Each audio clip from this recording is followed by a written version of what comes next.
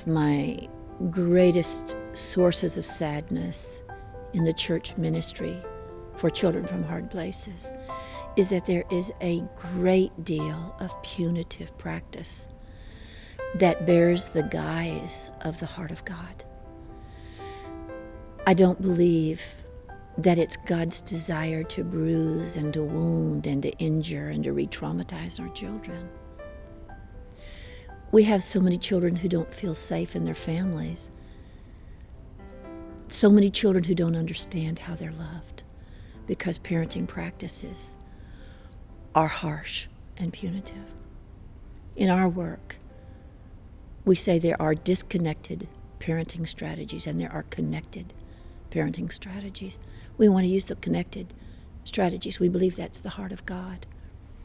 Some parents may have been led to believe when I finish disciplining a child, they should be frustrated and angry because I've thwarted that sin that's within them. But if I understand the way that God loves me and disciplines me, when God disciplines me, my behavior is changed. I feel more connected to Him than I did before.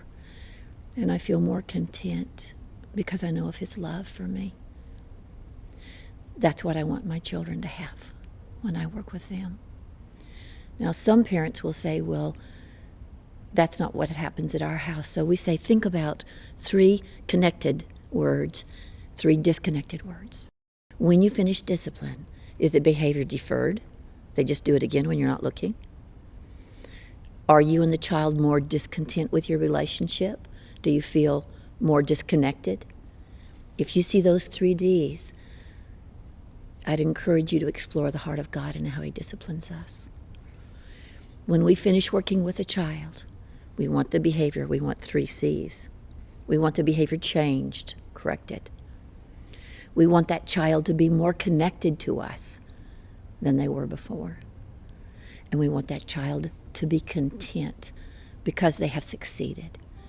And I know that as a caregiver, I'll be more content because I empowered that child to succeed.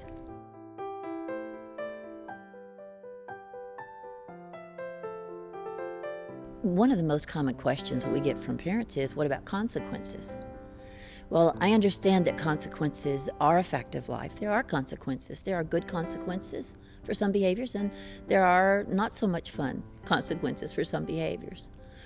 But I'm not a fan of families using consequences as their primary means of correction and discipline.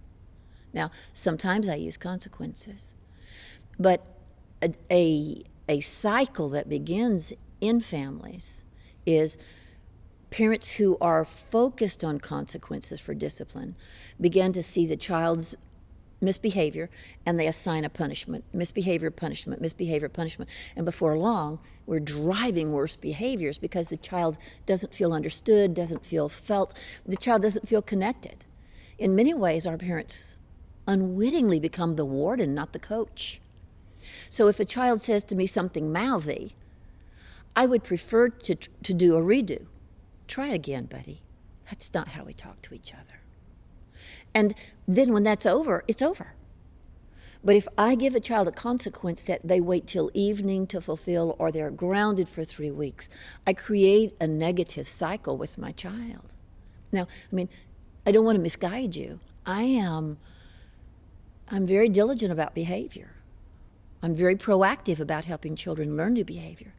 But if I can do it through playful engagement, if I can do it through, try it again, buddy, I can very often align with my child in the way that they know I'm their advocate, I'm their coach, I'm their ally, and I'm going to help them face down anything that happened to them before they came to me. We're going to do it together.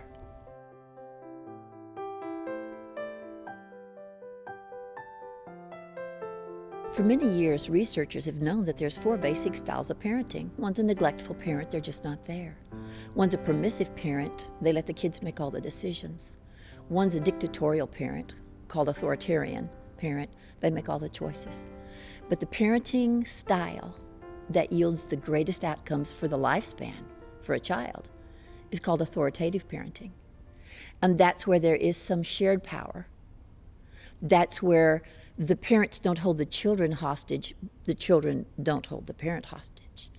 That's where the children don't get to make all the choices, the parents don't make all the choices, but they work together.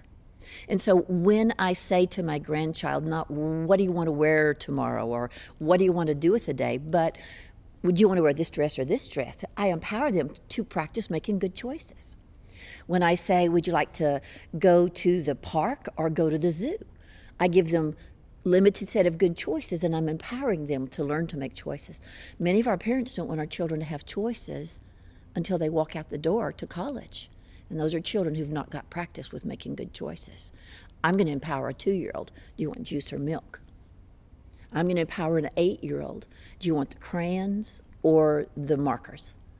I'm going to empower the adolescent at every age, giving choices, age-appropriate choices, not giving the power all to the child, but sharing power with the child so that they learn how to appropriately use power.